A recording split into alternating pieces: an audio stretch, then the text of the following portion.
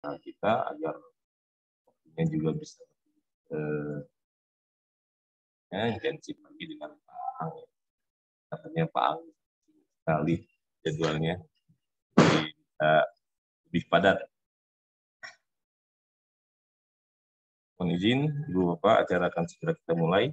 Bismillahirrahmanirrahim. Assalamualaikum warahmatullahi wabarakatuh. Waalaikumsalam.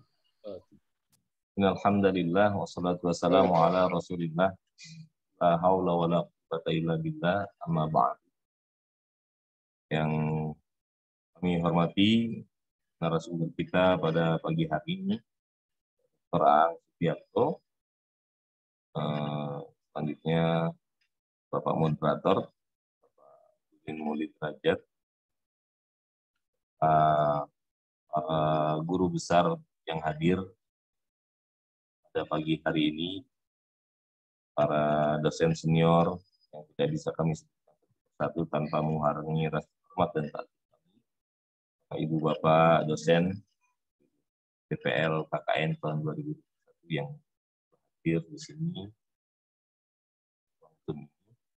Puji syukur kepada Allah Subhanahu wa taala, pagi hari ini kita bisa bersama-sama saling bertatap muka di depan monitor dalam rangka coaching, tentunya coaching laporan KKN menjadi proceeding dan artikel jurnal. Salawat serta salam, semoga kita selalu kariban baginda Nabi Muhammad SAW. Semoga kita menjadi umatnya yang nanti di akhirat mendapatkan syafaat yaumil amin amin ya rabbal alamin. Bu Bapak sekalian, sebelum kita mulai, kami ingin memperkenalkan, ya, kami PPM baru saja mendapatkan anugerah, yaitu 2 orang koordinator yang selama ini koordinatornya itu Ibu Dr. Fitrianti, kemudian ditarik menjadi sekretaris prodi di ya. Ini alhamdulillah sudah mendapatkan kembali 2 orang dosen yang sangat hebat yang akan membantu PPM dalam pengabdiannya. Itu yang pertama Bapak Deden Maulid Derajat, yang kedua Ibu Eva Huzaifa. Pak Deden ini dari Fakultas Dakwah dan Ibu Eva dari Saintek, ya. Satu fakultas sama Pak Ang. Satu jurusan malah, Pak. Oh iya, itu jurusan malah, ya. Ya, itu jadi kedepannya Bu Eva dan Pak Deden ini yang akan membantu Pak Kama dan kami di PPM dalam kegiatan-kegiatan pengabdian masyarakat, baik pada dosen dan pengabdian masyarakat oleh dosen ataupun oleh mahasiswa. Bu Bapak sekalian, langsung saja acara ini seperti bagaimana tadi di awal di bincang-bincang santai saya sampaikan bahwasanya acara ini adalah kelanjutan daripada acara kita sebelumnya, di mana Pak Ang meminta agar lebih intensif lagi, maka harus dibuatkan forum atau acara coaching lebih intensif lagi. Jadi mungkin nanti Pak Ang akan menjelaskan lebih detail bagaimana proses laporan KKN ini proceeding. Nah, acara ini akan dipandu oleh moderator, yaitu Pak Deden Maulid Derajat. Nanti di akhir Pak Kama mohon izin gabung. Baiklah, saya serahkan selanjutnya acara kepada, tentu kita buka dulu, mohon maaf. Kita buka acara kita ini, semoga Allah memberkahi acara kita ini, dan kita semua mendapatkan ilmu yang bermanfaat, dan yang penting adalah semoga kita selalu dijaga kesehatan Allah Subhanahu wa taala. Semoga juga isu-isu yang berkembang Omikron ini tidak terlalu berbahayalah bagi bangsa kita di Indonesia, ya. Semoga juga tidak terlalu besar ininya gejolaknya atau wabahnya, dan kita semua selalu dijaga kesehatan Allah. Mari kita buka dengan membaca suratul Fatihah. Ala hadhihi sholihah wa ila Nabi Mustafa Rasulullah sallallahu alaihi wasallam.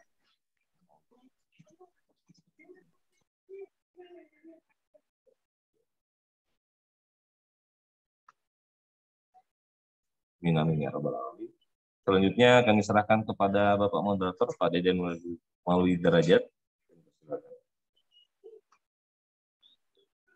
Terima kasih.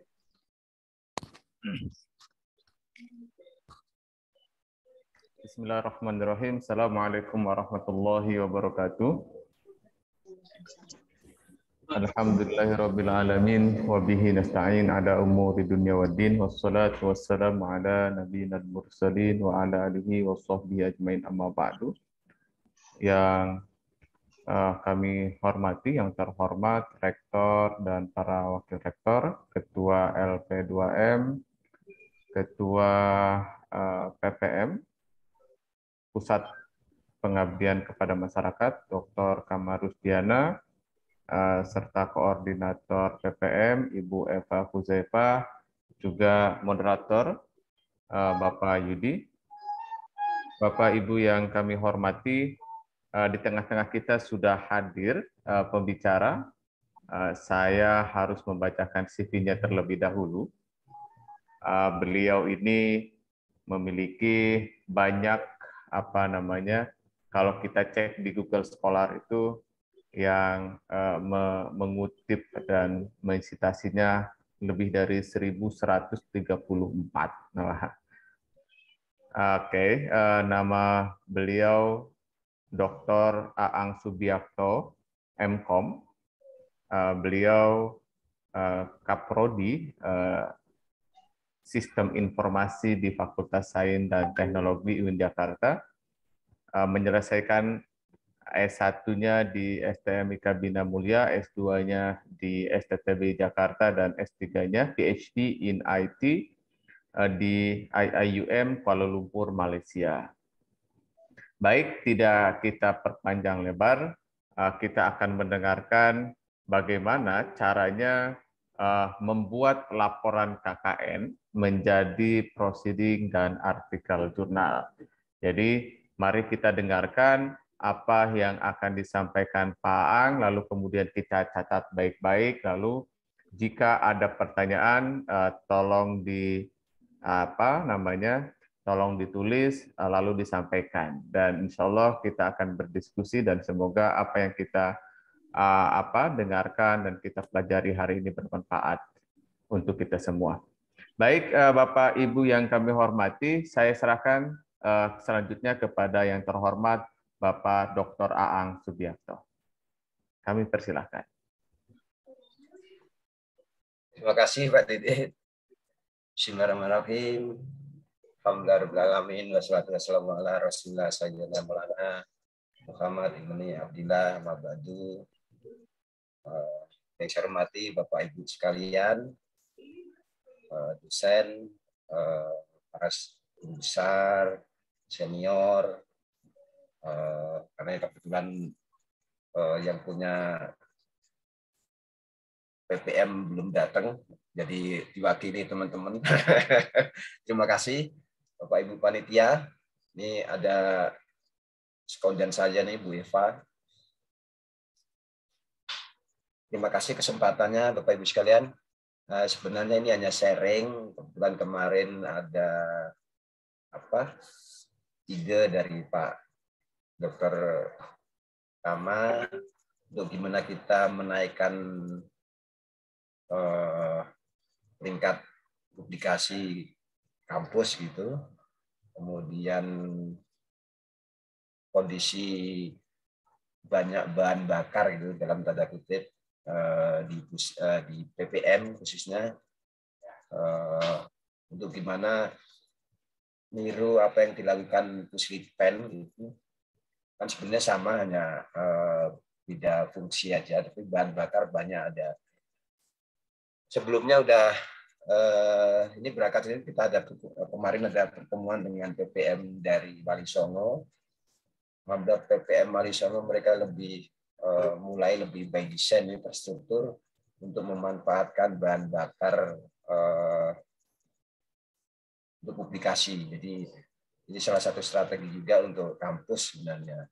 Kita alhamdulillah Pak Tama menangkap itu, kemudian kita iseng diskusi, ya salah satunya kita bisa jalankan pelatihan gini. Jadi pengawalan sebenarnya Bapak Ibu ya, gimana bahan bakar yang sudah ada ini kita bisa manfaatkan, kita publikasi dengan pendekatan yang by product gitu aja, step by step. Ujungnya nanti ada apa?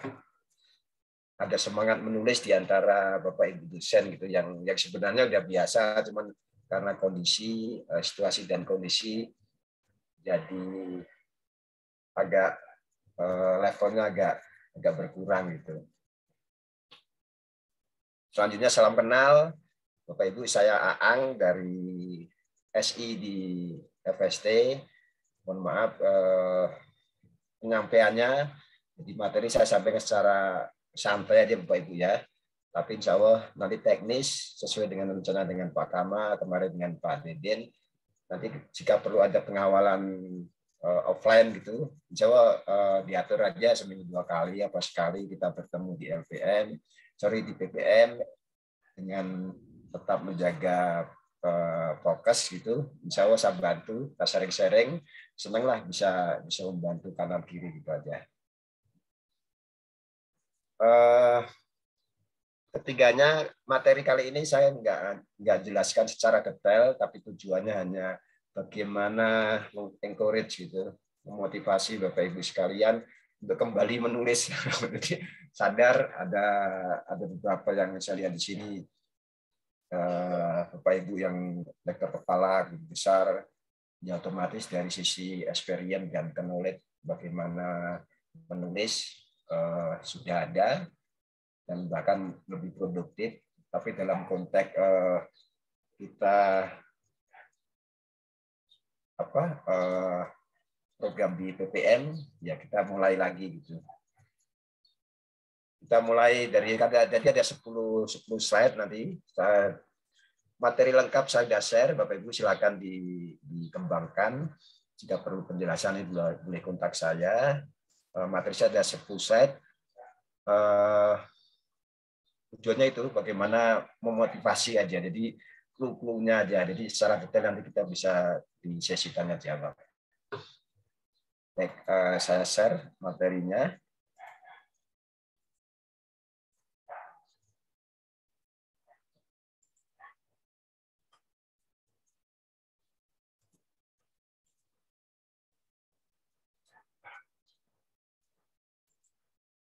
Jadi mohon maaf Bapak Ibu ya, satu batasan mungkin cara komunikasi bahasa dan saya agak berbeda, jadi sengaja saya hindari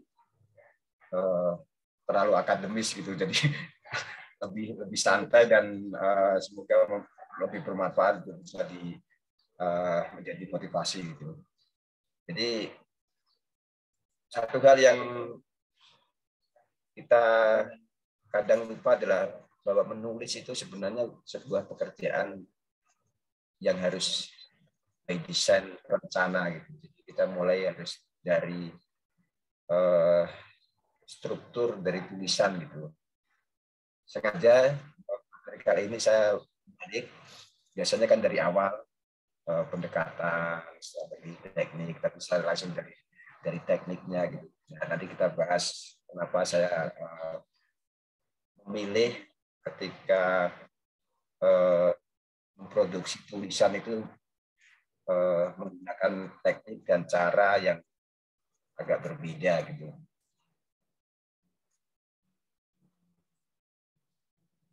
Jadi sekedar dua, tahu bagaimana alternatif pendekatan menulis gitu Bapak Ibu. Jadi kadang hal-hal yang strategis kita nggak perhatikan, kita cenderung langsung ke teknis.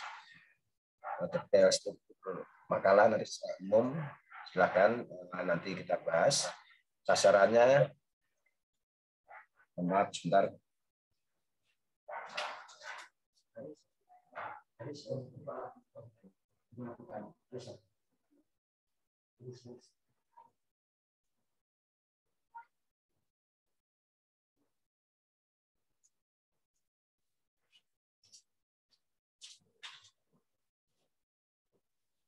Jadi sasarannya saya mau memberikan gambaran saja bagaimana menulis itu memang mudah untuk dilakukan. Hanya saja secara terstruktur, memperhatikan aspek sistematis, kemudian kohesivitas, mengalir gitu antar bagian, komprehensif, jadi terlihat saling terkait antar section, antar bagian, dan komprehensif satu kesatuan tulisan gitu.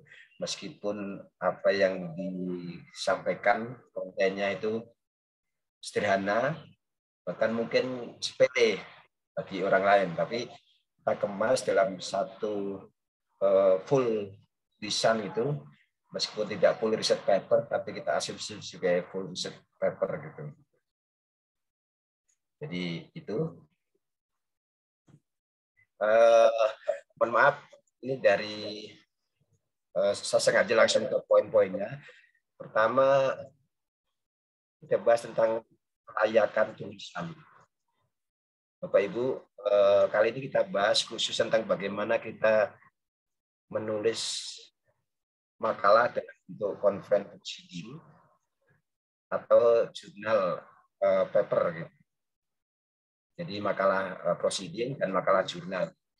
Saya tidak bahas tentang bagaimana buku, monograf, dan yang lain-lain.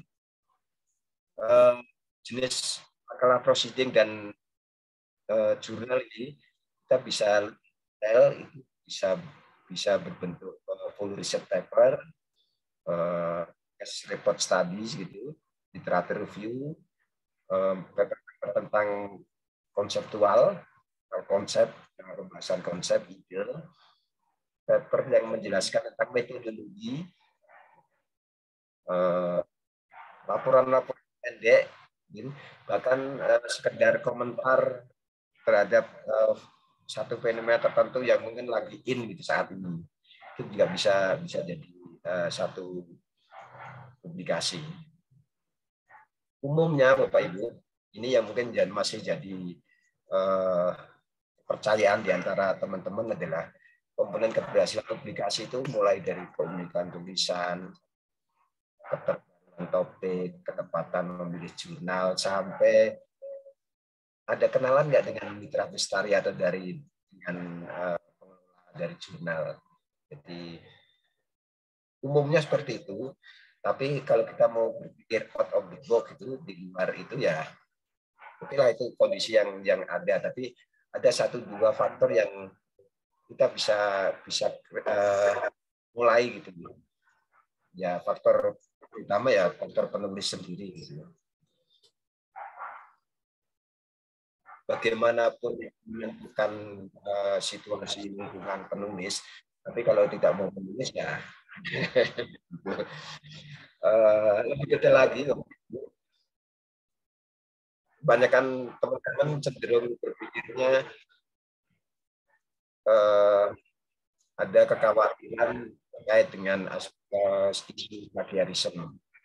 Kemudian layak enggak, kontennya bagus ya, keren enggak, dan saya berpikir bagaimana penulis membuat kemasannya. Iseng, kalau saya mungkin bisa saya ubah. Pertama, aturan bahwa tentang plagiarisme itu kita harus perhatikan. Ada 2 yang kita perhatikan, apabila kita memanfaatkan bahan bakar dari mahasiswa. 1, memang tidak plagiat. Kedua, kita sesuaikan etika dan prosedur publikasi. Etika itu maksudnya kita harus ada komunikasi, harus ada kesepahaman di antara pihak yang terkait. Jadi tidak ada konflik of interest di belakang hari di antara penulis dan lembaga donatur atau penyedia atau buku dari studi. Jangan sampai nanti di belakang hari, karena kita tidak menggunakan etika dan prosedur yang tepat, kita ada komponen dari sekolah kita dalam durasi tahun sebelumnya atau dari mahasiswa kita bimbing itu, kan sayang gitu. Jadi saya sarankan kita bisa gunakan bahan bakar dari mahasiswa, dari PKL atau KKN, perkuliahan sehari-hari, sampai skripsi atau laporan penelitian yang lain.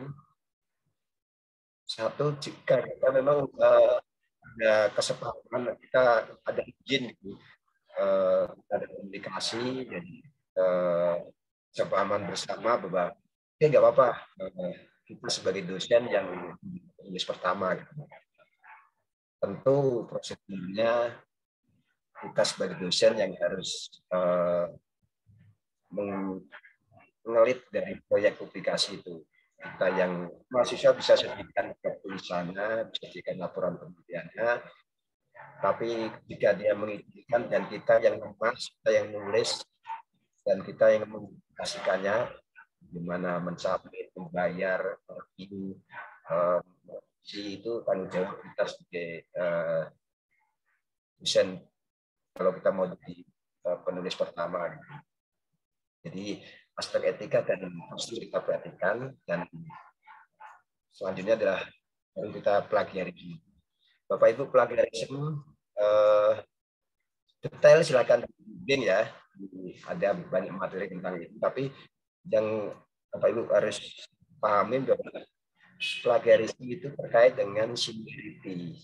Secara ukur, toolnya mereka menggunakan software di authentication, Turnitin, gitu, yang bekerja berdasarkan kesamaan kata. Gitu.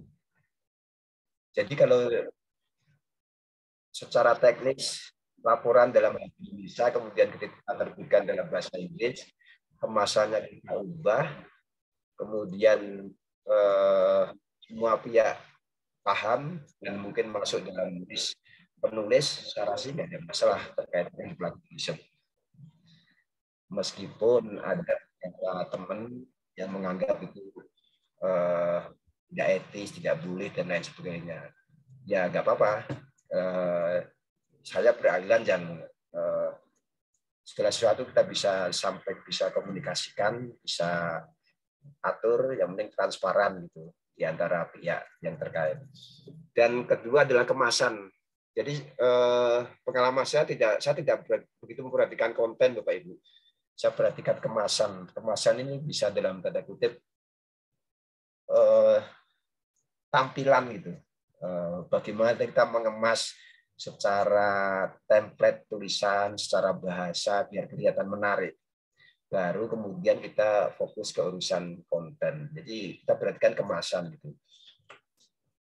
Salah satu paling gampang, Bapak Ibu sekalian, ini adalah slide berikutnya.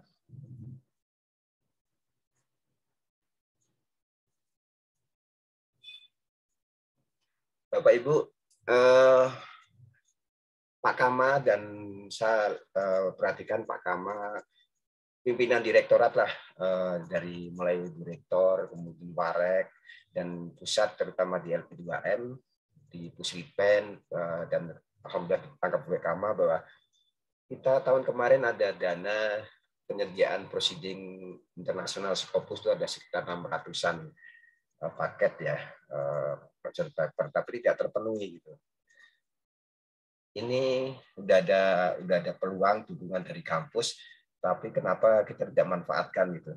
Nah, salah satu ya kita bisa mulai dari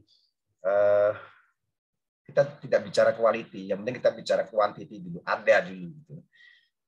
Kita nggak bicara yang makalah yang harus jurnal, kita proceeding yang 6 halaman gitu.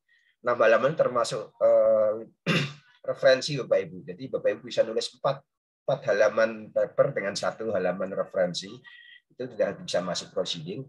Dan kita ada proceeding, kalau kita mau fokus ke Scopus, terlepas dari debat perlu tidaknya Scopus Bapak Ibu ya, di luar konteks pembahasan kita punya CITSM yang sudah terindeks Scopus dari tahun 2014 dan alhamdulillah sudah terranking di lembaga Skimago, termasuk proceeding yang terindeks dan bereputasi gitu, terindeks di Scopus dan terindeks di Skimago, nggak ada, bisa dicek. Itu milik kita gitu. Meskipun pengelolaannya teman-teman dari Saintek, tapi sebenarnya kita milik UIN, jadi kita bisa manfaatkan itu. Bapak Ibu bisa submit ke situ dengan short paper, kemudian insya Allah dengan tampilan minimal standar gitu diterima.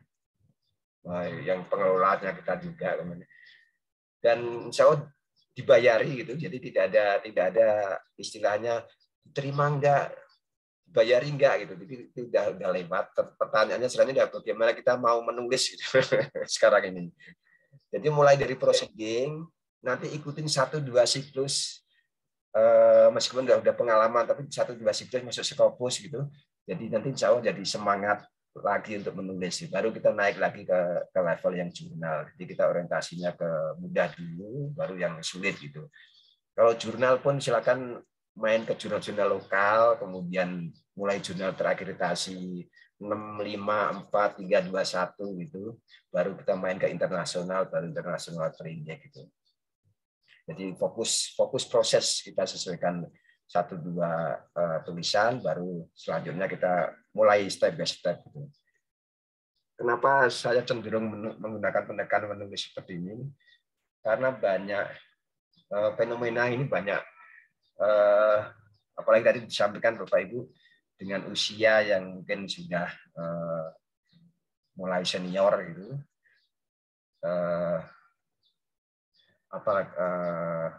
penguasaan alat teknologi untuk menulis, kemudian knowledge dan experience ada, tetapi tenaga dan alat mungkin mulai berkurang.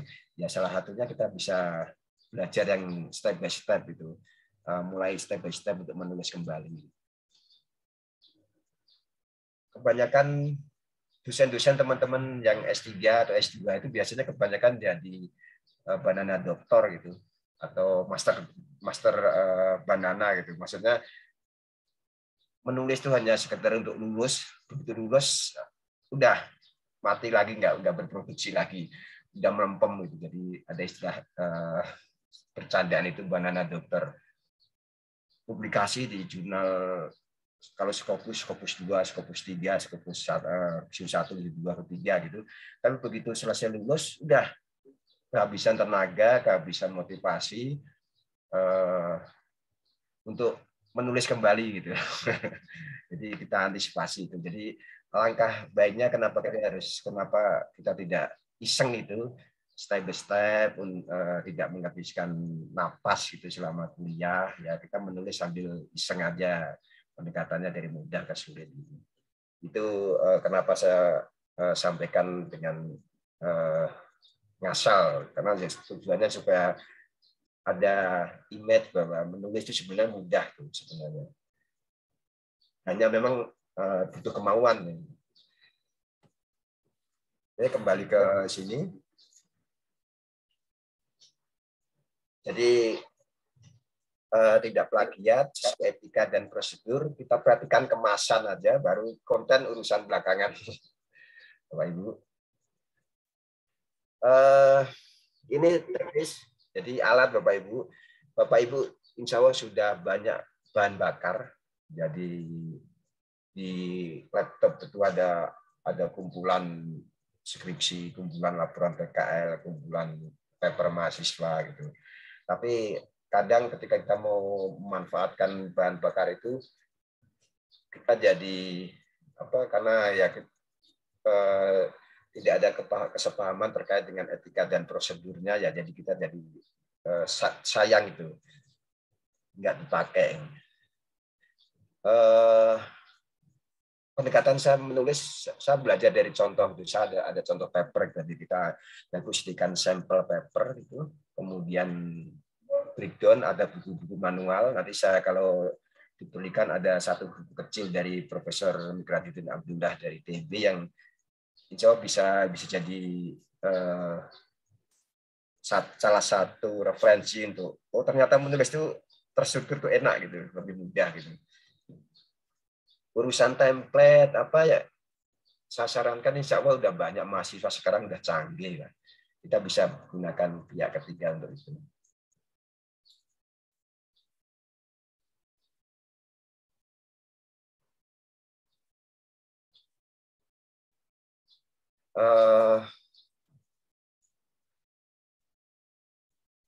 tetap Bapak Ibu tidak di MS Word. Kalau menggambar itu gunakan alat software yang lain. Dan yang ini yang penting Bapak Ibu, mohon mulai digunakan software manajemen citasi.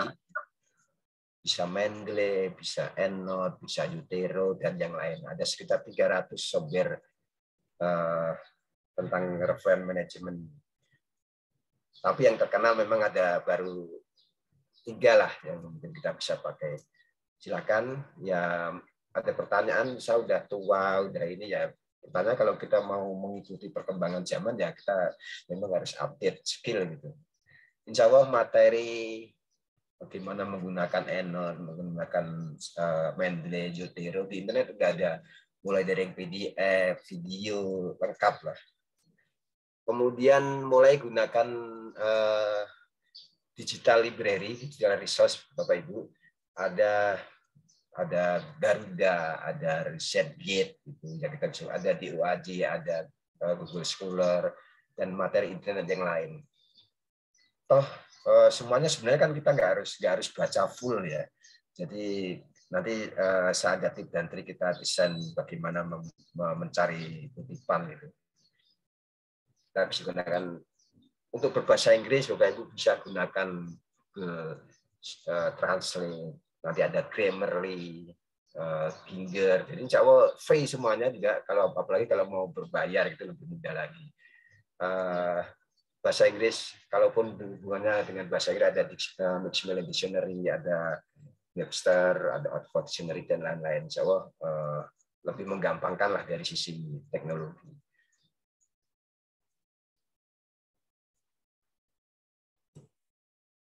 Nah, ini intinya Bapak Ibu materinya. Kenapa kita tidak menulis mulai dari kerangka tulisan gitu?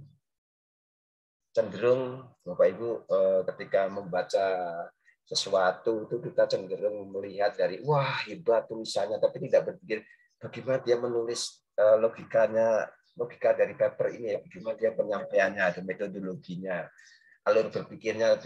Jarang sekali orang memperhatikan itu. Contoh seumpama kita melihat mendengarkan seorang untuk berceramah, berpidato gitu. Cenderung kita membahas tentang materinya bagus, penyampaiannya bagus, tapi tidak lebih detail. Struktur penyampaiannya, flow-nya seperti apa lebih detail. Jadi cenderung kadang-kadang cenderung ke konten aja. Nah, kita bahas seperti ini di tulisan. Ini ada 2 contoh, nanti bisa saya berikan detail penjelasan. Di offline juga bisa. Ini kalau ketika kita kuantitatif, strukturnya kalau riset kuantitatif udah pakem Bapak Ibu, biasanya full riset paper bisa seperti ini, bisa diikutin. Kita buat kerangka-karangannya dulu. Atau yang ini yang kualitatif deskriptif, biasanya lebih gampang. Saya berikan contoh yang ini.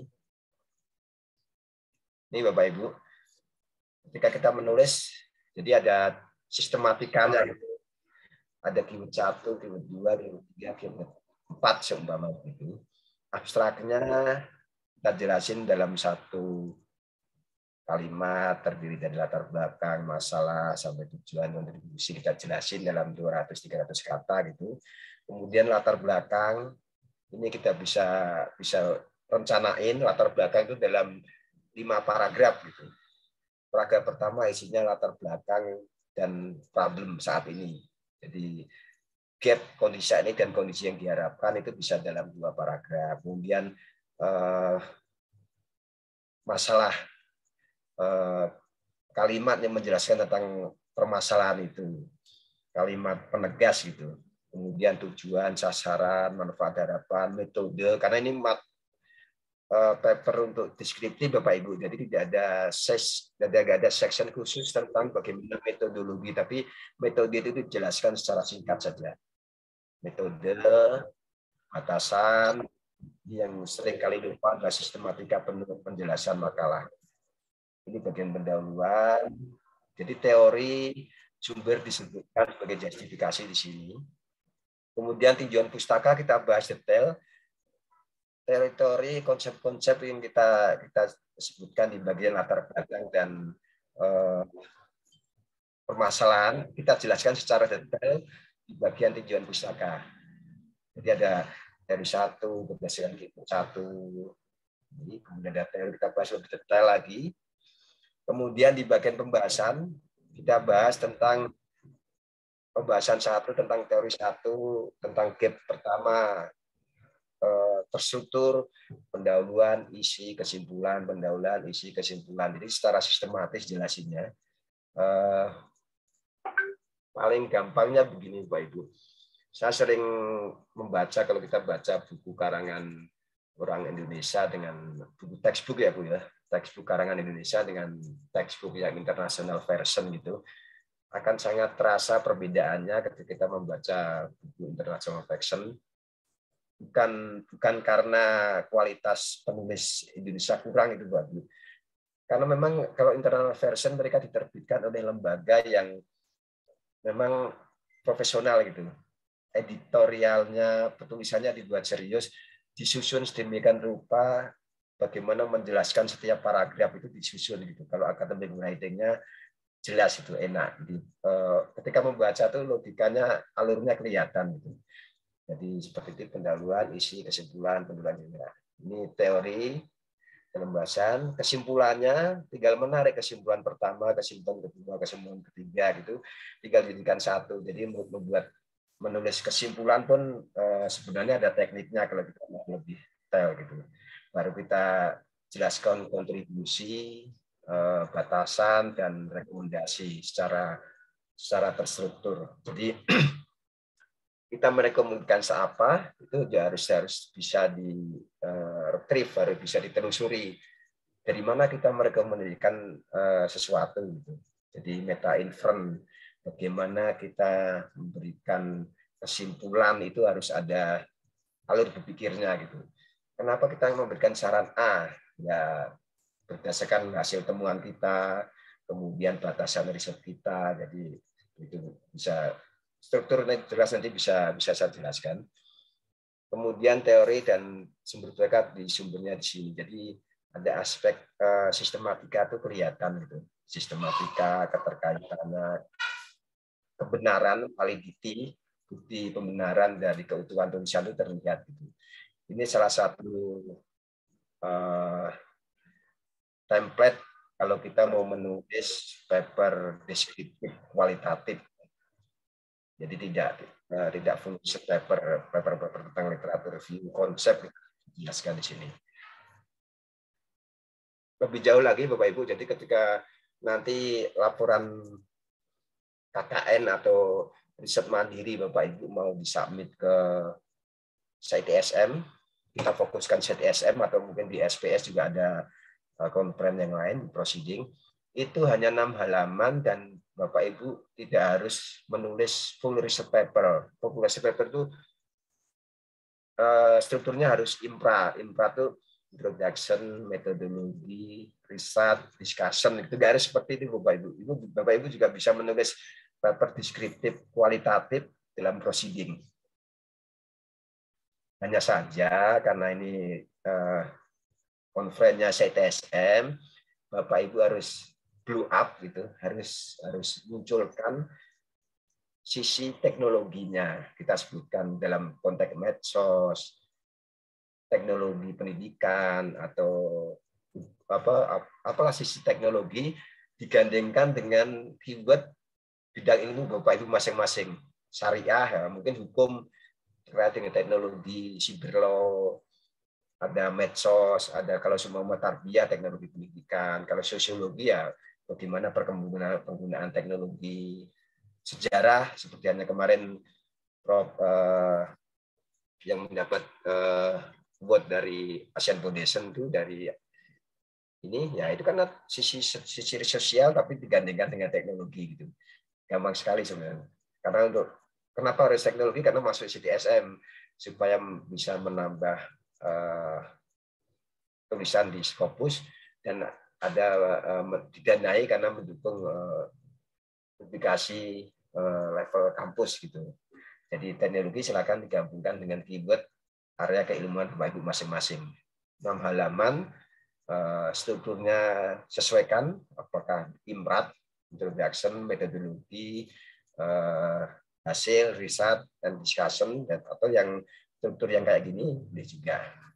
Kalau ini contoh yang kualitatif, full research paper, mungkin akan agak berbeda, tidak biasa bagi Bapak Ibu yang biasa, mohon maaf, berbeda. Kalau eksak kita biasa kualitatif begini, mungkin ada sosial keagamaan, biasa kualitatif, deskriptif, yang mungkin agak susah ikutin, jadi bisa mengikuti template yang lain.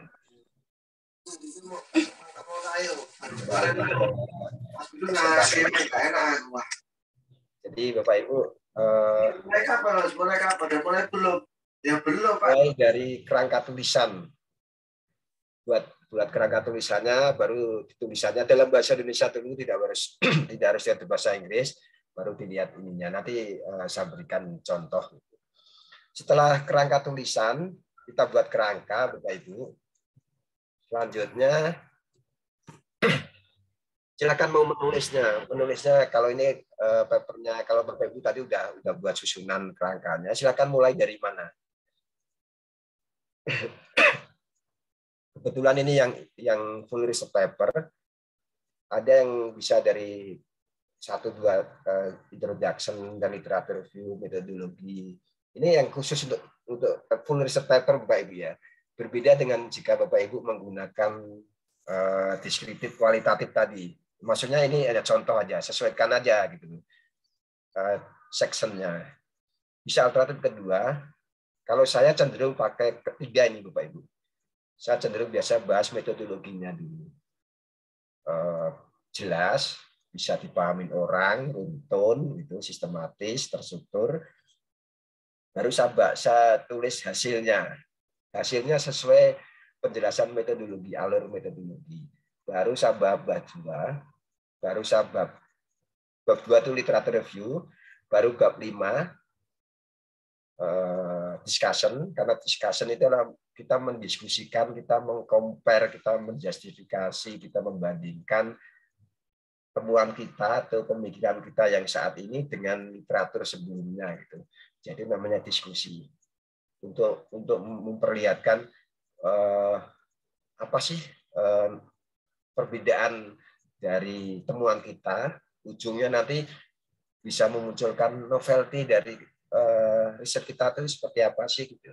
Jadi novel itu tidak harus 100% Bapak Ibu. Novel itu bisa 0,01%, tapi kita bisa jelaskan secara jelas perbedaan dengan riset sebelumnya. Itu kan namanya baru.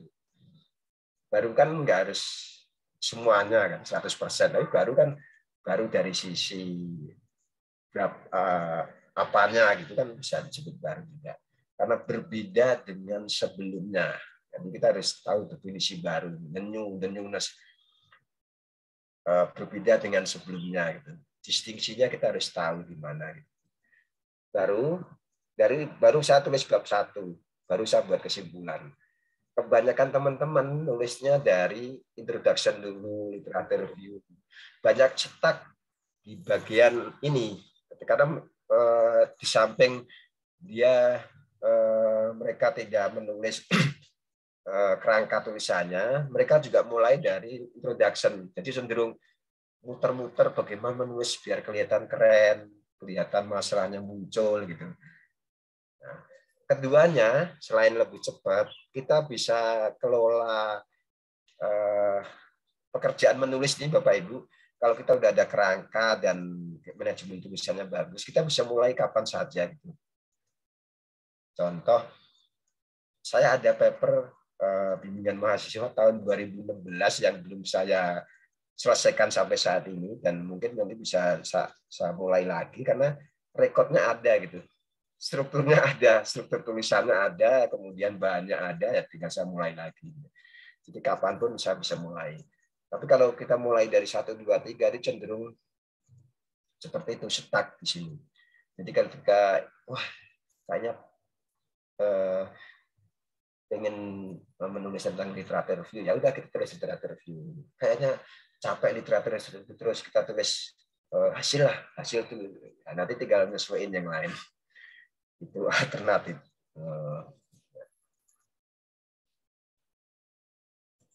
Jadi seperti ini, maksudnya seperti kita jelaskan ke anak-anak kita ketika mau ujian atau menghadapi sesuatu adalah kerjakan yang mudah dulu. Kadang dalam menulis makalah kita juga jadi lupa. Selanjutnya yang ketiga, baru setelah tulisan selesai, Bapak Ibu, selesai satu draft tulisan selesai kasar itu nggak ada masalah, baru kita perhatikan sistematikanya, kita perhatikan aliran pikirannya, antara latar belakang, antara paragraf per paragraf kita baru atur kohesivitasnya, alur pikirnya, flow-nya nyambung nggak nih? Masa tiba-tiba paragraf pertama membahas ini, paragraf kedua membahas ini, nggak nyambung gitu. Jadi kita lihat kohesivitasnya, antar literatur review juga kita bisa bahas flow-nya. Kemudian kita lihat koherennya, keterkaitannya. Jangan sampai teori di latar belakang itu bahas tentang kita sebutkan dan bahas teori tentang apa gitu. Di literatur review membahas tentang teori beda lagi. Kemudian di bagian diskusi ini salah satu yang sering temuin dan banyak disebutkan para reviewer di jurnal atau di proceeding adalah semoga aja mulai bagus lah ya. Kecenderungan dosen Indonesia itu adalah kita tidak membuat bagian diskusi. Jadi kita nggak ada diskusinya, kita hanya menyampaikan hasil aja gitu. Hasil kemudian kita memberikan rekomendasi. Diskusinya mana? Biasanya kecenderungannya begitu. Jadi koheren ini hubungannya dengan keterkaitan teori. Disebutkan di bab 1, dijelaskan secara detail di bab 2, dibuat justifikasi diskusi di bab diskusi gitu. Jadi ada keterkaitannya, koherensinya. Dan terakhir kita baca komprehensivitasnya. Jadi kesatuan tulisan itu nyambung. Jadi antara judul, abstrak, latar belakang itu kelihatan nyambung semuanya dalam satu paket gitu. Jadi ketika kita mengemukakan apa itu mereferensi ke permasalahan yang kita bahas di bagian introduction itu. Jadi satu kesatuan utuh. Dan terakhir adalah readable. Readable itu ya otomatis ini yang sering kali lupa adalah kita menulis untuk dibaca, Bapak Ibu, bukan menulis untuk dikagumi, menulis untuk dinikmati gak ya. Menulis untuk dibaca bisa enak dibaca, berarti kan struktur tulisannya harus jelas, bahasanya harus disesuaikan, gaya penulisannya harus diperhatikan. Apakah pakai orang pertama, orang kedua, orang ketiga gitu. Silakan Bapak Ibu menggunakan pakai ini hanya tidak sarankan pakai saya gitu.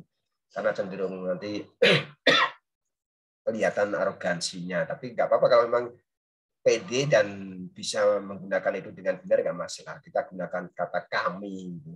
Tapi ketika menjelaskan kami, saya itu harus benar gitu. Jadi kalau kita contoh ini, kita menggunakan we, berarti ya kami melakukan, berarti ya itu membahas yang dilakukan para peneliti, para penulis gitu. Bukan kami dalam konteks itu membaca dan penulis gitu, yang cenderung salah gitu. We can see, jadi saya, kami, dan pembaca dapat lihat itu yang agak ambigu. Tapi kami melakukan penelitian, nah itu boleh. Kami melakukan penelitian, tapi kami, nah kita gitu harus bisa bedakan. Kemudian terakhir ini template, ikutin template. Salah satu kriteria pertimbangan para editor, para reviewer ketika mau menerima publikasi sebuah ajuan paper adalah template-nya mengikuti enggak. apa yang disarankan penerbit, karena kecuali kalau paper-paper yang terkenal Bapak Ibu yang memang yang Elsevier apa ya, itu mereka tanpa memberikan paper. Bahkan ada website yang menyediakan convert paper, tapi bagi yang penulis advance lah. Tapi kalau kita mulai ya kita harus perhatikan lah template. Jadi maksudnya berpikirnya juga kita sesuaikan.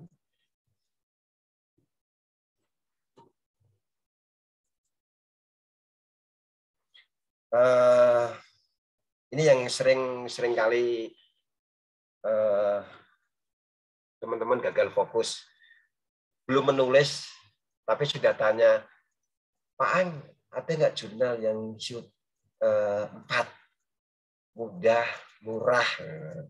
Pak Ang, ada nggak jurnal Scopus yang murah? Tapi ketika ditanya ada tulisannya nggak, saya mau nulis dia kan.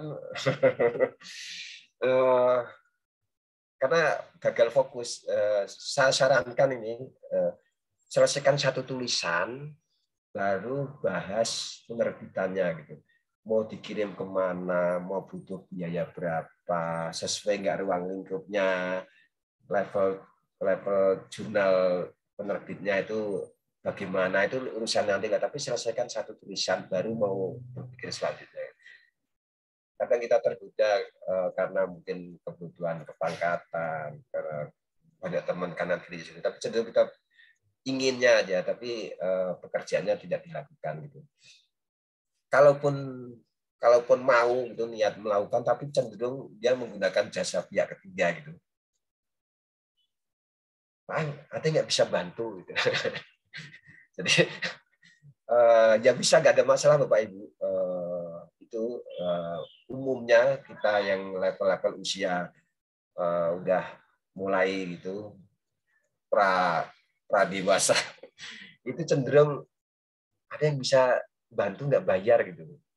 Ada yang ini nggak, saya ada tulisan nih ya.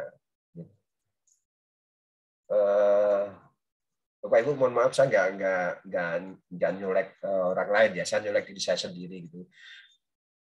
Cenderung kita memang usia memang udah menjabat, udah mulai senior, cenderung ngebosi gitu. Maunya pekerjaan jadi gitu, tapi langsung dapat ikannya gitu, tapi mancingnya nggak mau gitu. Itu kecenderungan semua orang lah. Ya kita sadar aja ada kecenderungan itu, tapi kemudian bagaimana kita merespon itu gitu. Jadi step by step-nya. Jadi bisa Bapak Ibu riset itu nggak harus secara formal, cara mandiri juga bisa. Riset, menulis makalah, publikasi makalah.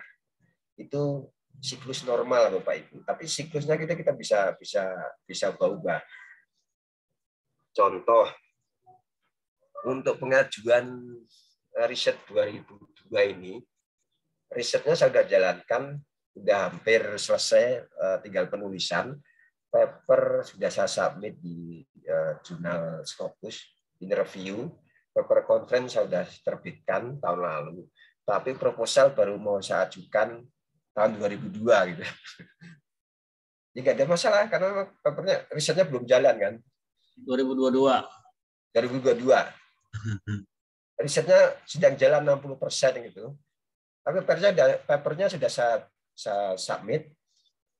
Jadi tinggal buat laporan aja gitu. 2018 itu polanya saya pakai pola yang terbalik.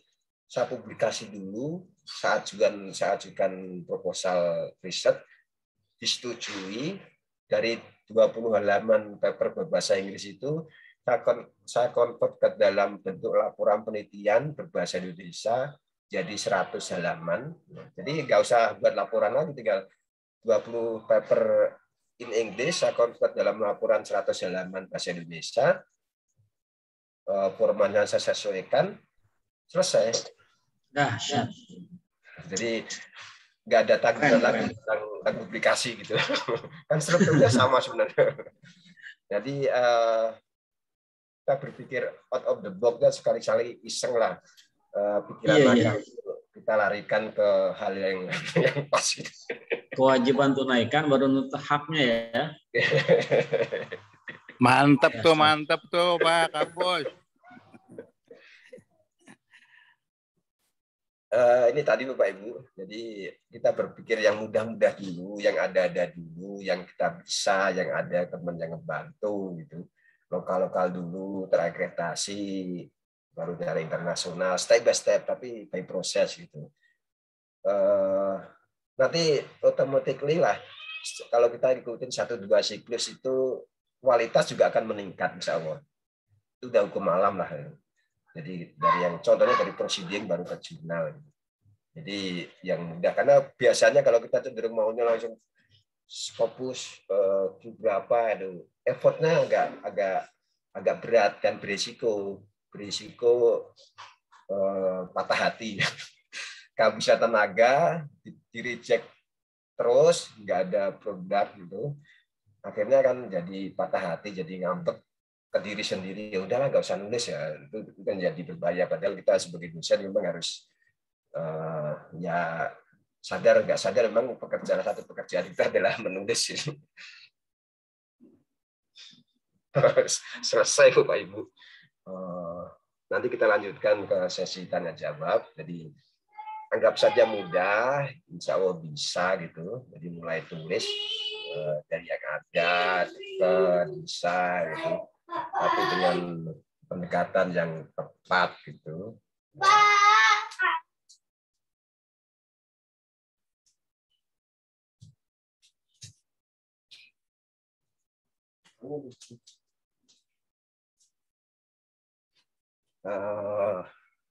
Selain layakan konten juga boleh diperhatikan juga kemasan gitu. Tulis saja gitu.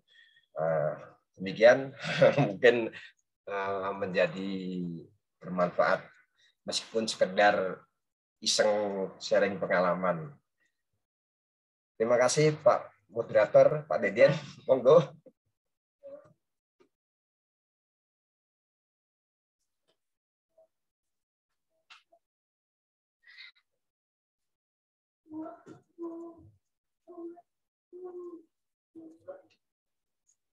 Ya, Pak Deden. Silakan. Siap, terima kasih Pak Dr. Aang Subiakto yang sudah memaparkan materinya yang luar biasa. Sebelum kita ke sesi tanya jawab, di tengah-tengah kita sudah hadir Ketua PPM Bapak Dr. Kama Rusdiana. Kepada yang terhormat Bapak Kama, kami persilahkan untuk memberikan sambutannya. Assalamualaikum warahmatullahi wabarakatuh. Waalaikumsalam warahmatullahi wabarakatuh. Akhirnya pagi hari ini terrealisasi apa yang kita bincangkan dengan kawan-kawan DPL terkait masalah bagaimana memprosidingkan dan menjurnalkan laporan KKN yang sudah ada, dan alhamdulillah sesungguhnya ini sudah ada dosen pengabdi yang luar biasa, Pak Aang Subiakto ini dia luar biasa. Saya minta hadir ke PPM dengan ikhlas datang ke dialog bagaimana mau disampaikan. Yang berikutnya Bapak Ibu sampaikan adalah bahwa di Win Jakarta ini unggul ya secara jumlah jurnal terindeks Scopus, jurnal full. Tetapi kita masih kalah dari sisi proceeding yang terindeks Scopus. Padahal pintu utama dosen yang paling mudah untuk mendapatkan ID Scopus adalah melalui proses proceeding. Nah, proceeding ini yang kita bisa ikut konferensikan yang hanya 5 halaman itu.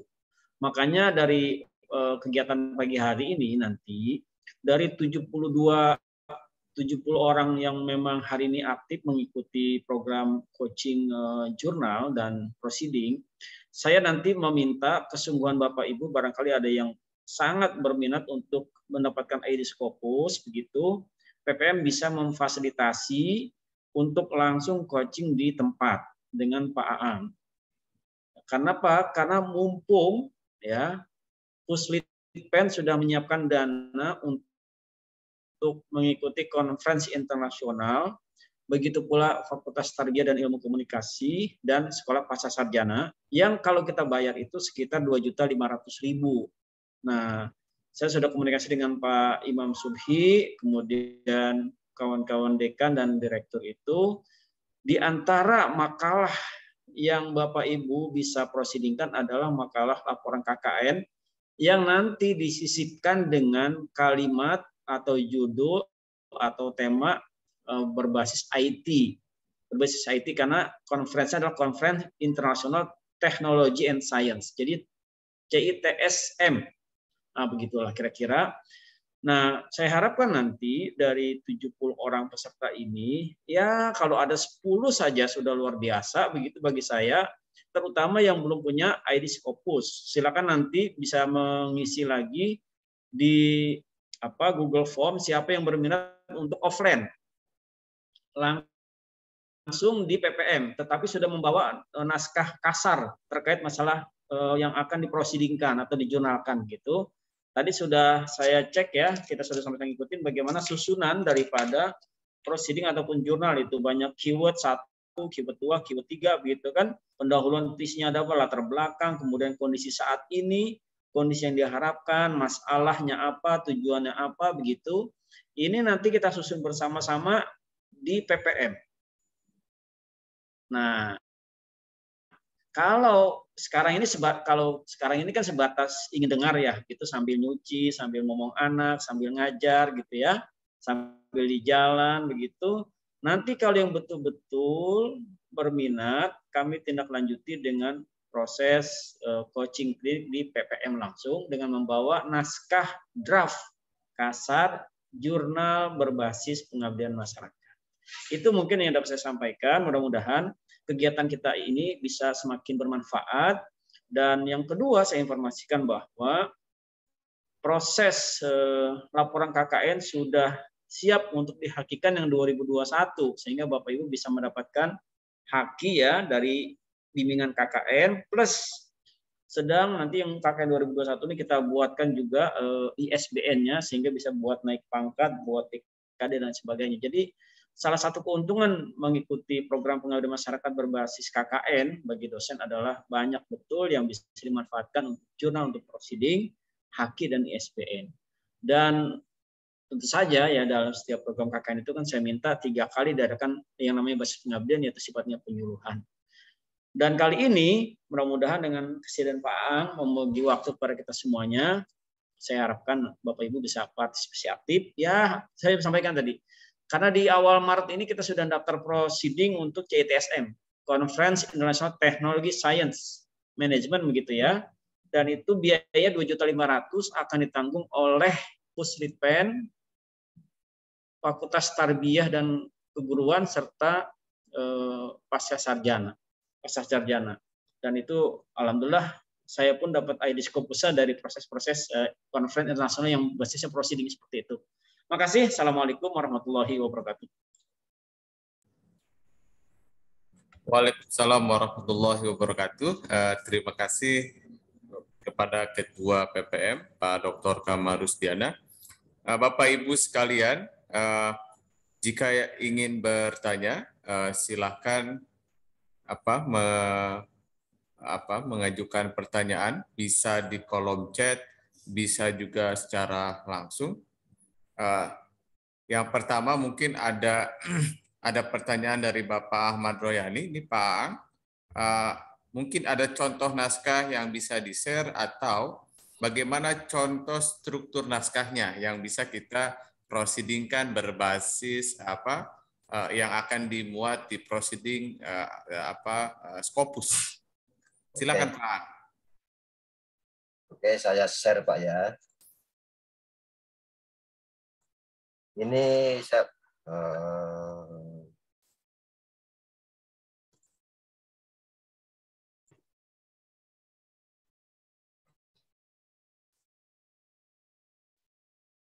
share contoh proceeding Pak ya.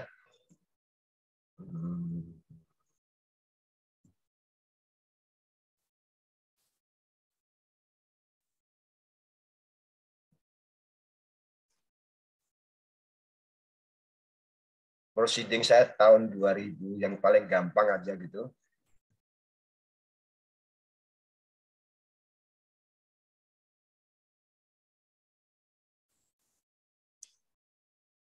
Ini skripsi mahasiswa, Pak.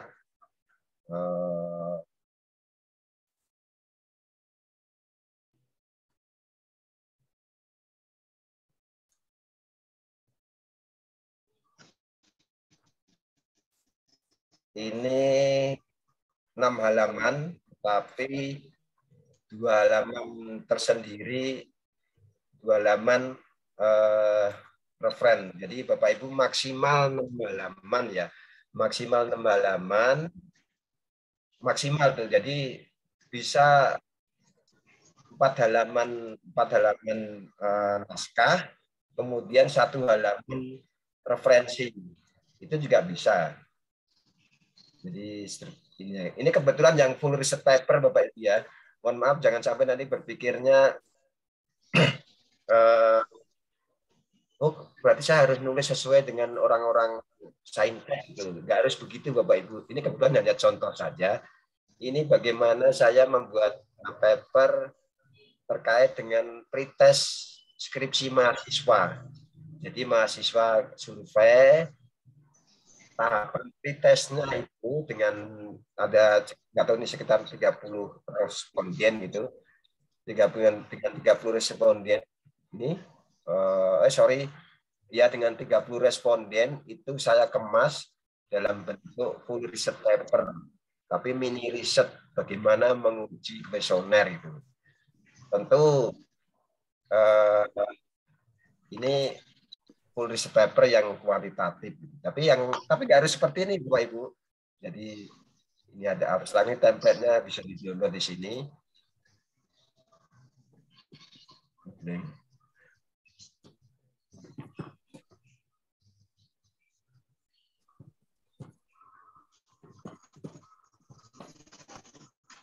Ya silakan bisa di-download di sini. MS Word. Contoh ini A4, kita tinggal download.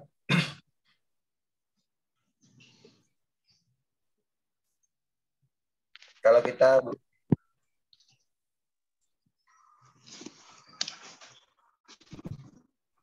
ini template-nya, kalau kita sebenarnya mudah sekali.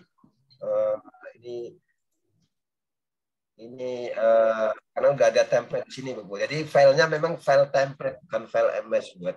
Tapi memang benar file template. Jadi kita bisa lihat dari sini. Introduction, kita bisa lihat di sini. Heading 1. Kalaupun kita menulis copy paste, saya berikan contoh, Pak Ibu ya. Saya berikan contoh apa gitu. Satu tulisan saya tentang apa.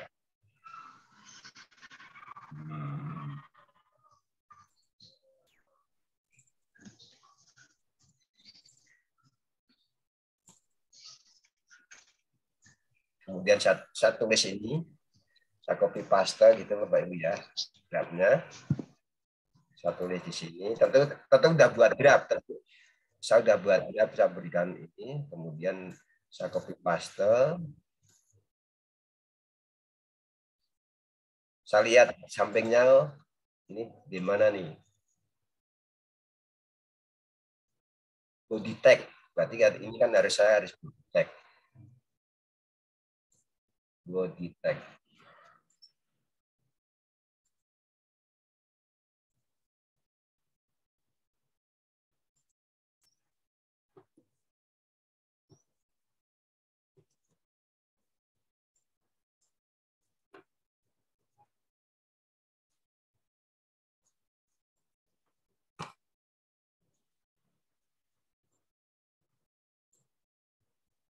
Kalau di sini body tag, kemudian tinggal di sini saya body tag. Nah, udah menyesuaikan Bapak Ibu. Jadi ini yang semua kita mau buat tulisan apa, judulnya tinggal sesuaikan. Saya judulnya tentang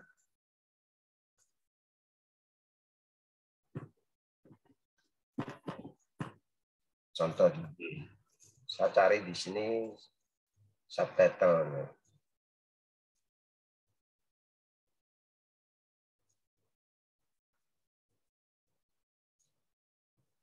Title.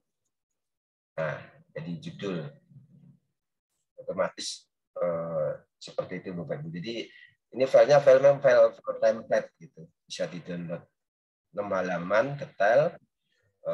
Tulis dalam bahasa Indonesia dulu 45 halaman, kemudian bahasa Indonesia dulu, baru kemudian di-convert ke dalam bentuk template nanti.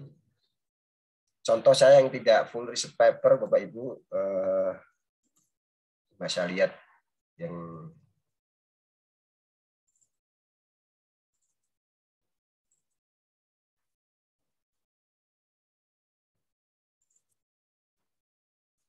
ini paper conference saya dulu yang Scopus pertama kali 2013. Ini enggak, saya bahas paper konseptual Bapak Ibu.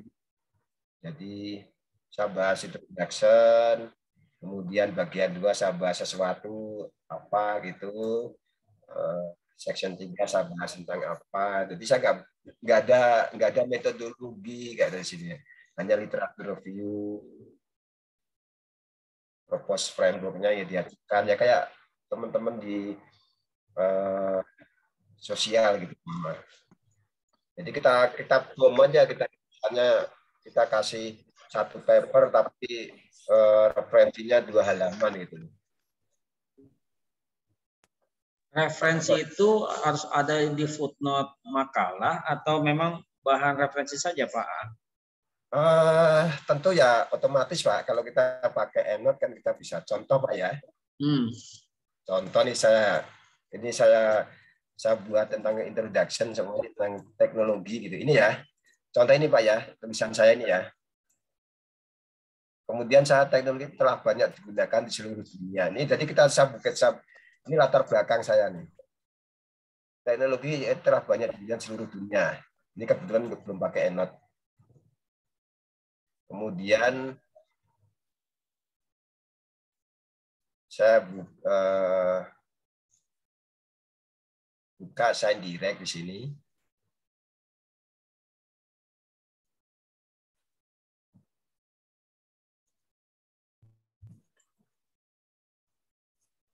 Saya pakai Internet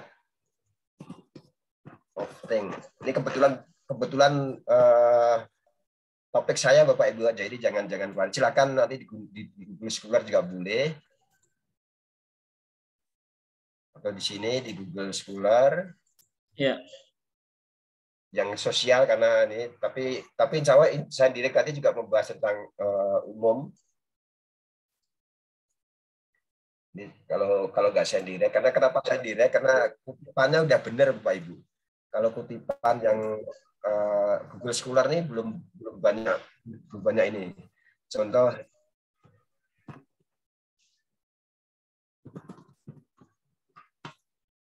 of thing gini kan.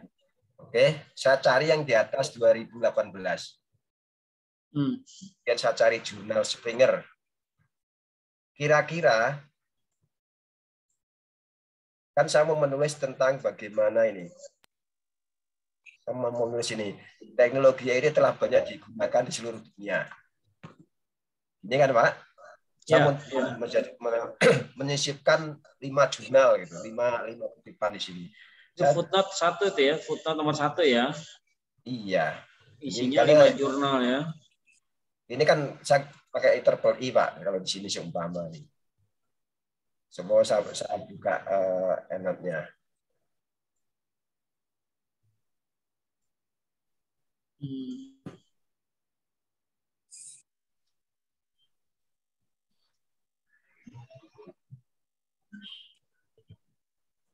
Saya kutip di Internet of Things di sini. Ini kan ada ini, tinggal saya kutip aja Pak sini. Kira-kira paper ini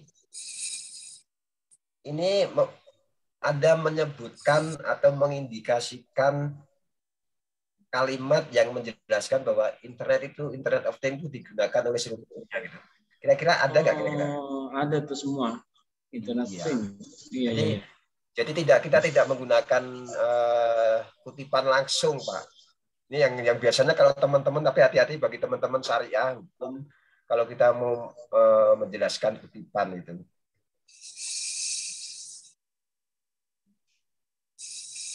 Jadi ada teknologinya untuk langsung menjadikan itu footnote ya. Iya benar. Tidak mengetik ulang kan Pak itu tadi jurnal tadi kan? Iya, jadi kita tulis sendiri bahasa kita Pak. Jadi sengaja kalau saya menulis itu enggak berdasarkan, saya tulis dulu sesuai alur pikiran kita, baru kita cari kutipannya. Saya berikan contoh pekerjaan yang sedang saya lakukan ini saat ini.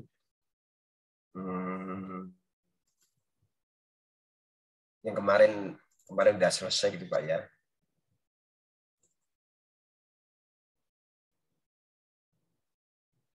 Jadi sengaja saya tulis dulu, baru belakangan baru saya saya sisipin kutipan. Alur pikirnya harus kelihatan.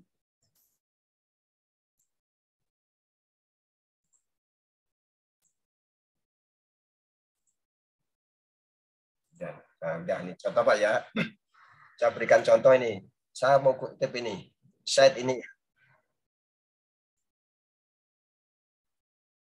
EndNote.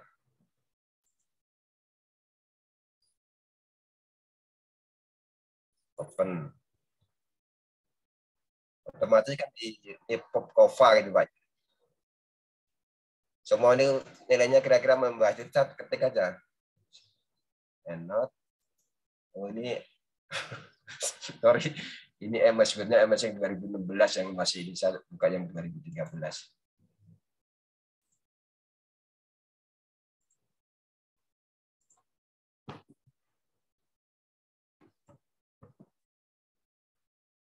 Kalau yang 2016 belum kuat bayar Pak, jadi yang 2013 kemarin yang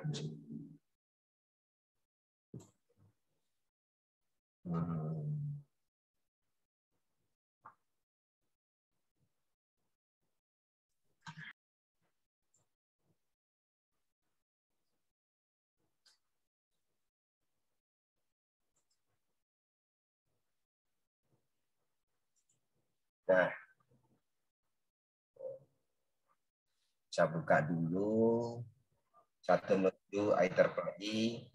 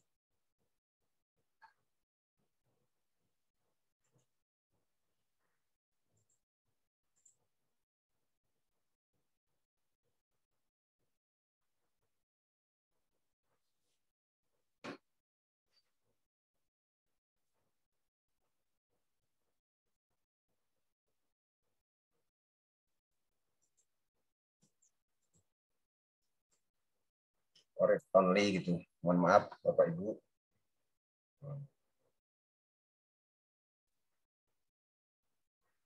Contoh gitu ya.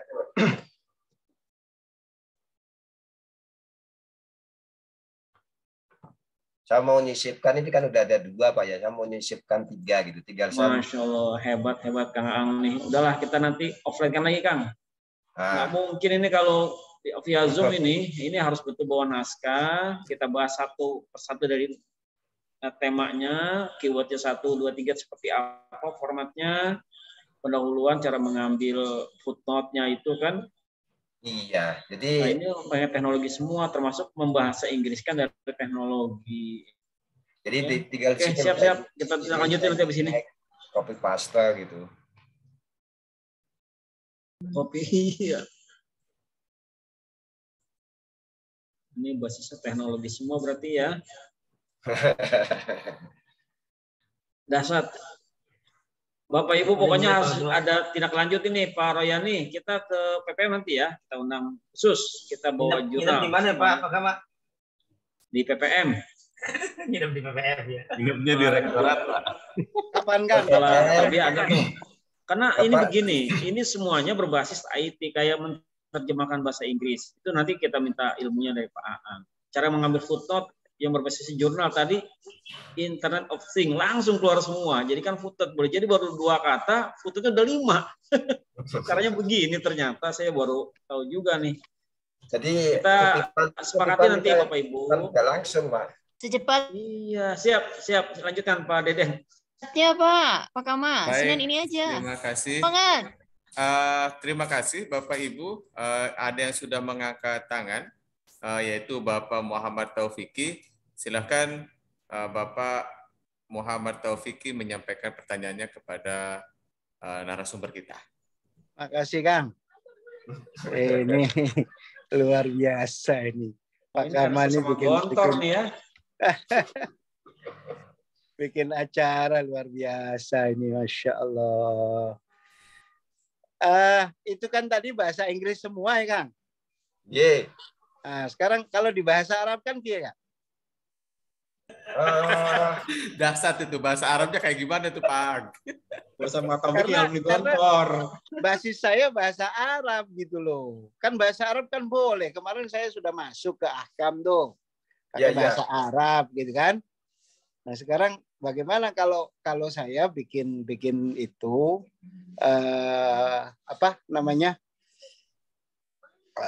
bikin proceeding itu tapi pakai bahasa Arab gitu, gimana Kak?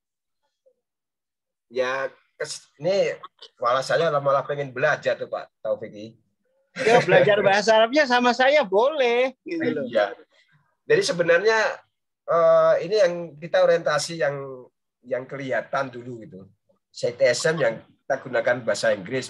Sebenarnya bahasa Inggris, bahasa Arab kan bahasa ya Pak ya. Jadi orientasinya jadi dulu, baru nanti kita berpikir mau translate bahasa Arab, bahasa Inggris. Kalau mau lebih pas, kalau semua Pak Taufik tetap ke bahasa Arab gitu, banyak proceeding jurnal Arab sana juga insya Allah pakai bahasa Arab Pak. Dan khusus konferensi untuk ilmu agama itu memang pakai bahasa Arab. Tapi kalau untuk konten yang PPM ini kita targetin yang gampang dulu, yang bahasa Inggris dulu lah. Gitu. Karena Pak Annya sudah nyaman di bahasa Inggris nih. Jadi kita yang bahasa Arab nggak ada peluang ini kayaknya nih. Harusnya bisa mengindeks yang berbahasa Arab ini. Soalnya. Iya. Kalau begini Pak Taufik, kalau kita bahasa kita tidak jadikan halangan gitu ya. Kita yang kita bahas bagaimana menulis sesuai struktur dan permintaan dari penerbit gitu bagaimana. Nah, kalau masalah bahasa ini monggo Pak Sauki dan tim dibahasakan ke Arab gitu. Tapi secara struktur ilmiah yang saya pahamin gitu kita concern ke sana gitu. Kemudian strukturnya dulu ya. Produk terbit satu tulisan ya nanti silakan mau dikirim kemana gitu. Ya kalau saya ya oke begitu Pak. Cuma saya sih pengen andai kata UIN Jakarta itu menjadi pelopor juga di bahasa Arabnya. Oh Pak, Bu Rektornya bahasa Arabnya kenceng ya. Itu loh. Saya sih pengennya Bu Rektor juga menjadi pelopor ini gitu loh. Jadi lumayan lah kalau bahasa Inggris itu udah banyak itu udah. Iya, udah banyak banget gitu. Tapi bahasa Arab ini yang kemudian langka sehingga teman-teman yang produktif di bahasa Arab kelihatannya agak tenggelam gitu loh. Gitu, Pak. Gitu. Jadi ya kalau perlu Pak Ang nih punya apa ya rekanan yang menjadi pelopor ini itu yang basisnya bahasa Arab juga gitu loh Pak. Itu saya setuju gitu loh. Teman-teman yang di bahasa Arab, di adab dan lain sebagainya, saya kira akan sangat termotivasi gitu loh. Itu saya usulannya begitu Pak Kama ya. Makasih. Ya Pak, siap. Nanti satu-satu mungkin ya kita fokus ke strukturnya dulu biar kita paham. Biar penyusunan pola penyusunannya untuk jurnal, untuk proceeding ini sudah kita bisa pahamin. Kalau sudah selesai penyusunannya baru nanti kan kita tinggal translate ke bahasa Arab atau bahasa Inggris begitu ya. Itu tahapan berikutnya. Mungkin yang tahapan inti sekarang adalah bagaimana kita dosen-dosen yang biasanya mengoreksi skripsi, tesis ataupun disertasi, sekarang ini kita mengoreksi diri kita untuk penulisan jurnal dan proceeding. Dan itu banyak yang kita belum nyampe gitu ilmunya. Kalau nggak dipanasin kayak Pak Ang terus-menerus gitu, adem lagi. Akhirnya orang sudah kemana-mana, kita masih bingung untuk bagaimana strukturnya begitu. Nah, saya ingin kita sepakati itu nanti kita yang memang semangat untuk meneruskan laporan KKN berbasis proceeding gitu, kita akan umumkan siapa yang bersedia untuk offline gitu ya. Begitu. Oke, diatur jadwalnya, Bos. Siap, Mas Adi. Kita atur jadwalnya. Oke, Bapak Ibu sekalian, kita juga mengingatkan untuk sertifikat bisa diisi daftar absensinya di kolom chat. Nanti otomatis setelah mendaftar kehadiran, mengisi kehadiran, otomatis nanti sertifikat masuk ke email Bapak Ibu sekalian. Lalu yang kedua, selain juga proceeding, kita di PPM juga punya jurnal namanya Jurnal Fajar. Jadi misalnya jika punya artikel selain untuk nanti proceeding, misalnya bisa juga untuk jurnal PPM. Kita akan menerima banyak artikel di jurnal ini. Silakan selanjutnya kami persilakan kepada Bapak Ibu yang ingin bertanya langsung kepada Pak Ang terkait materi hari ini. Adakah?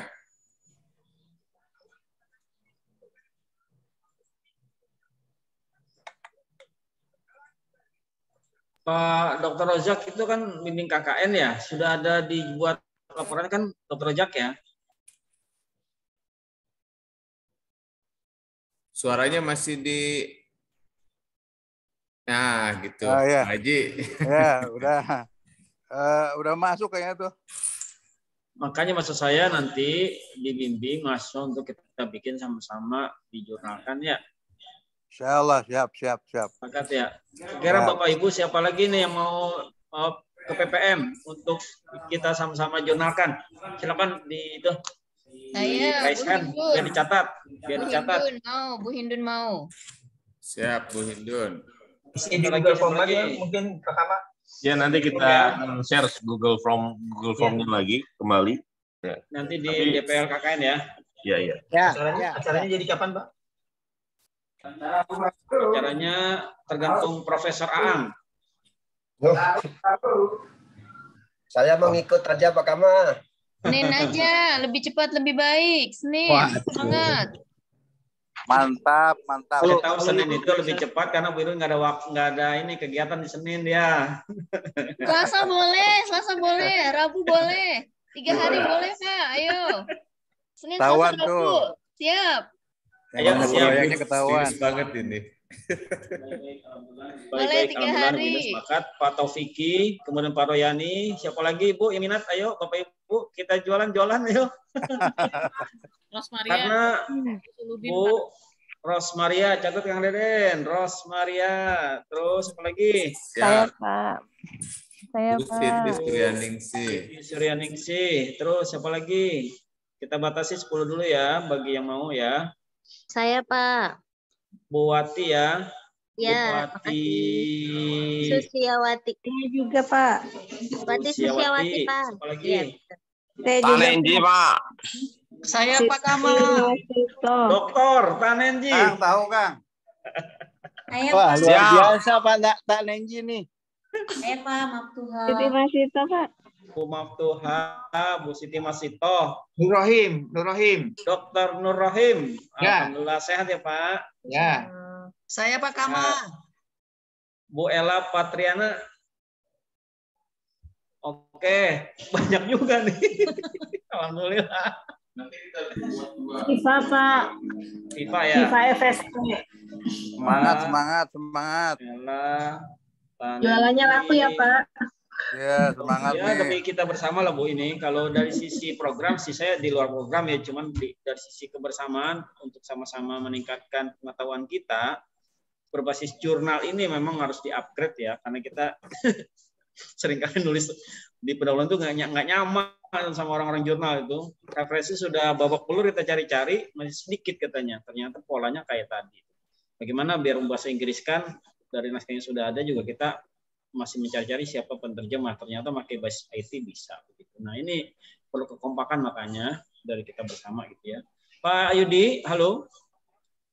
Bikin Google Form Pak untuk offline. Nanti biar diisi kawan-kawan ya Pak ya. Saya itu nanti saya di Google Form. Alhamdulillah. Lanjut lagi Pak Deden, enggak? Ya, terima kasih Pak Kamal. Tadi sudah tercatat beberapa nama. Namun kita juga tetap akan buka Google Form untuk pendaftaran coaching penulisan proceeding berbasis Scopus yang akan di-coach sama Profesor Aang, insya Allah. Nanti harinya, waktunya kita tunggu dari beliau, kapan beliau bersedia untuk berbagi bersama-sama di kantor PPM. Baik, Bapak Ibu, ada pertanyaan yang ingin disampaikan ke Pak Aang? Pak Dede. Siap, Pak Aang. Mohon nanti teman-teman bawa draft makalahnya gitu, yang bakal dibuat proceeding. Jadi kita langsung by case gitu. Insya Allah sih tiap hari saya bisa. Mungkin kalau sore gitu jam 3 gitu sambil kita santai, jadi aktivitas nggak ini ya insya Allah nggak ada masalah, sejam 2 jam di PPM gitu. Tapi Bapak Ibu ya mohon maaf sebelumnya, ini konteksnya kita sharing ya, kemudian kebetulan biasanya saya bermain sama teman-teman di proceeding gitu, masalah mungkin pengalaman, pengetahuan. Saya juga bisa banyak belajar dari hal lain dari Bapak Ibu sekalian. Saya sekedar sharing aja untuk bagaimana coaching proceeding itu aja. Jadi jangan sampai nanti yang belum kenal saya, gaya komunikasi saya yang ngasal gitu, jadi berpikirnya berbeda.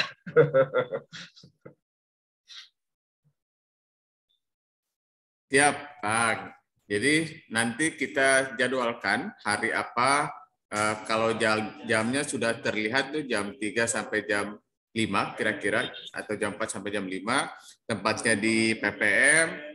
Untuk waktu nanti kita koordinasikan, nah nanti akan diinfokan oleh Bapak Yudi, insya Allah.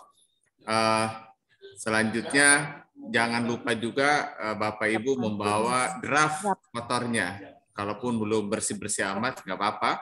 Nanti kita akan bagaimana pengarahannya kita langsung, karena Zoom ini tidak cukup untuk mengarahkan mengeklik apa untuk citasinya seperti apa. Tadi kayaknya banyak sekali itu aplikasi-aplikasinya, sehingga saya aja pusing ya. Nggak paham kalau langsung ditunjukkan ini klik ini selesai sudah. Sepertinya teknik itu yang lebih kita harus kuasai di zaman super cepat ini. Baik Bapak Ibu sekalian, untuk sepertinya tidak ada lagi tanya jawab, saya akan serahkan ke Pak Kama untuk memberikan sambutan akhir, lalu kemudian kita tutup. Silakan Pak Dr. Kama Rusdiana. Baik, di Zoom ini sudah masuk Pak Dr. Imam Subhi yang punya program bagaimana memberikan ID Scopus kepada setiap dosen UIN Jakarta dengan melalui proceeding gitu ya. Dan memang sudah ada program tahun ini dipercepat program konferensi internasionalnya. Silakan Pak Dr. Imam Subhi.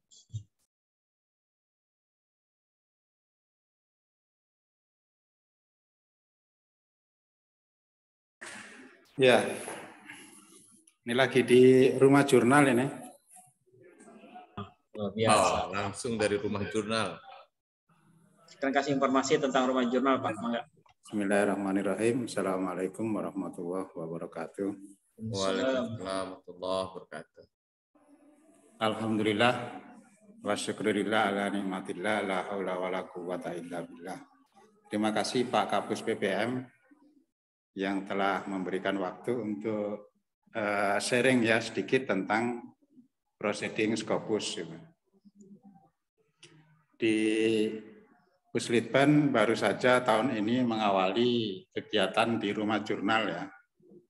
Rumah jurnal itu gedungnya di gedung literasi di tetangganya FST itu.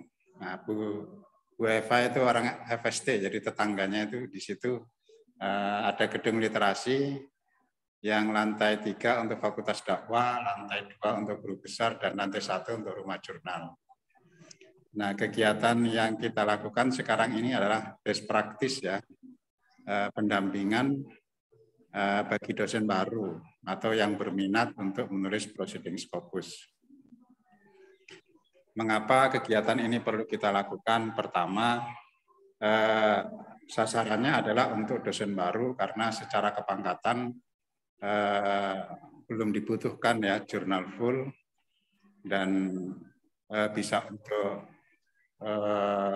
belajar menulis ya ke jurnal internasional. Itu yang pertama. Yang kedua, walaupun proceeding tetapi akhir-akhir ini diperketat ya, diperketat karena banyak yang keluar dari skop gitu kan.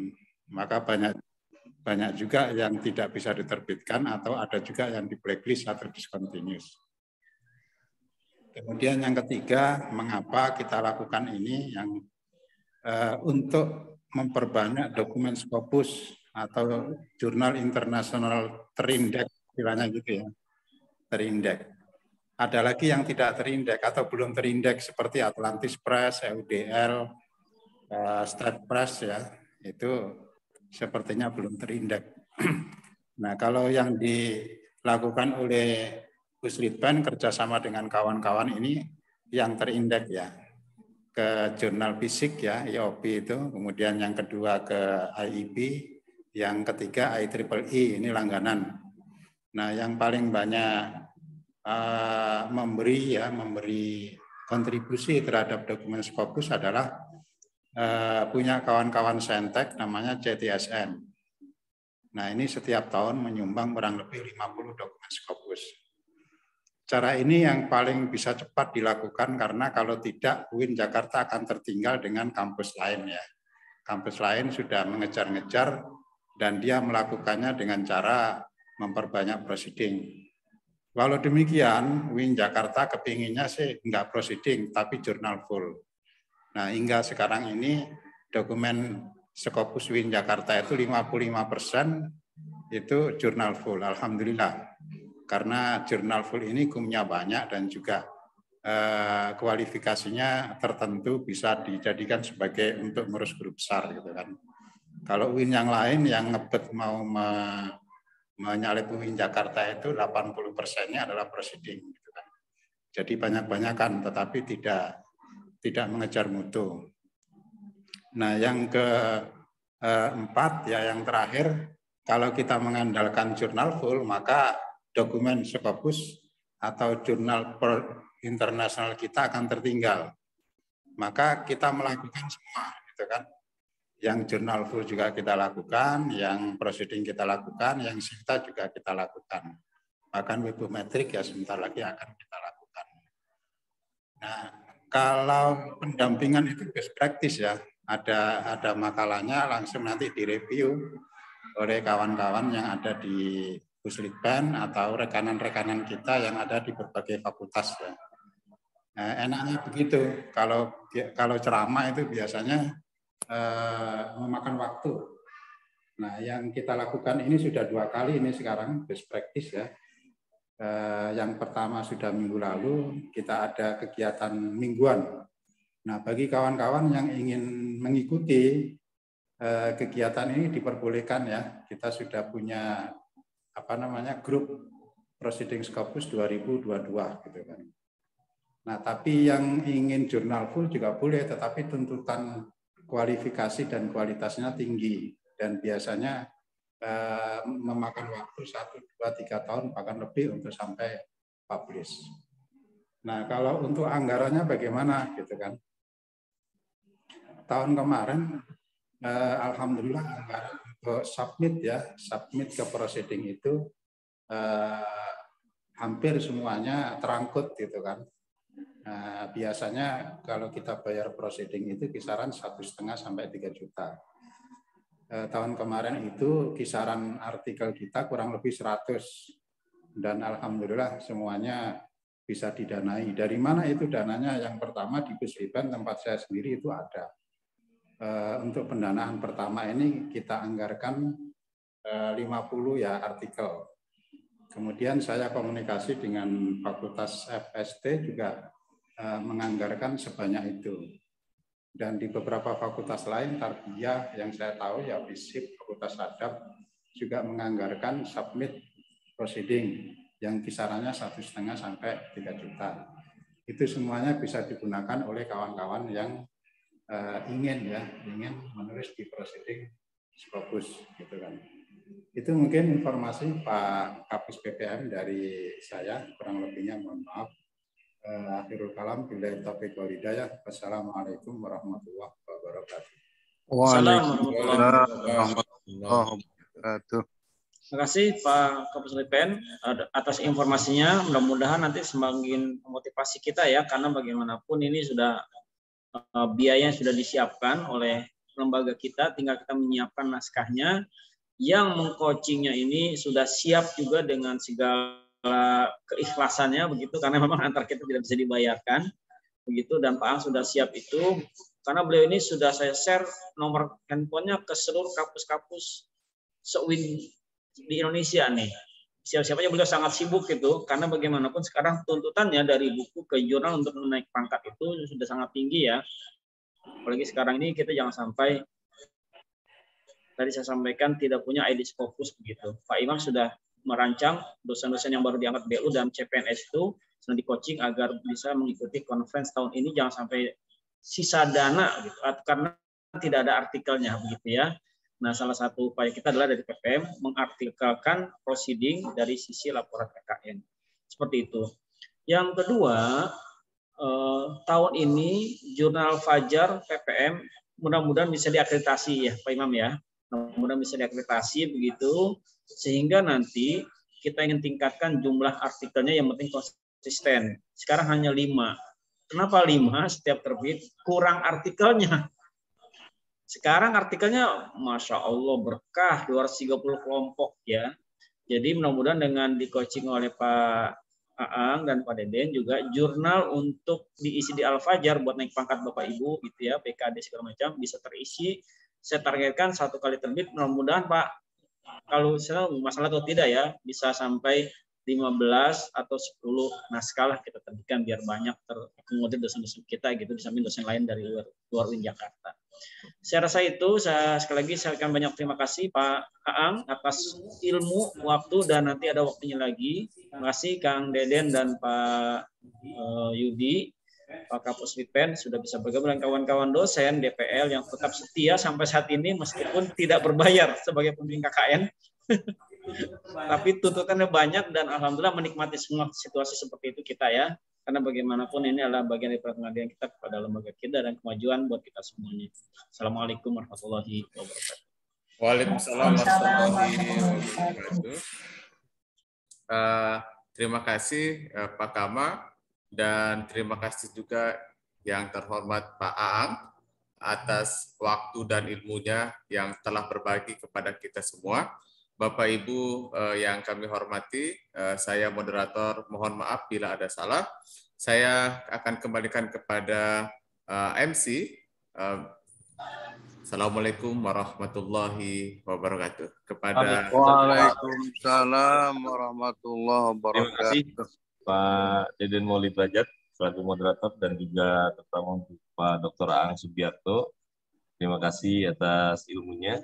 Kalau nanti kita langsung di darat ya, ketemu di darat langsung dari dunia maya, dia bisa langsung lebih jelas dan tuntas seperti itu.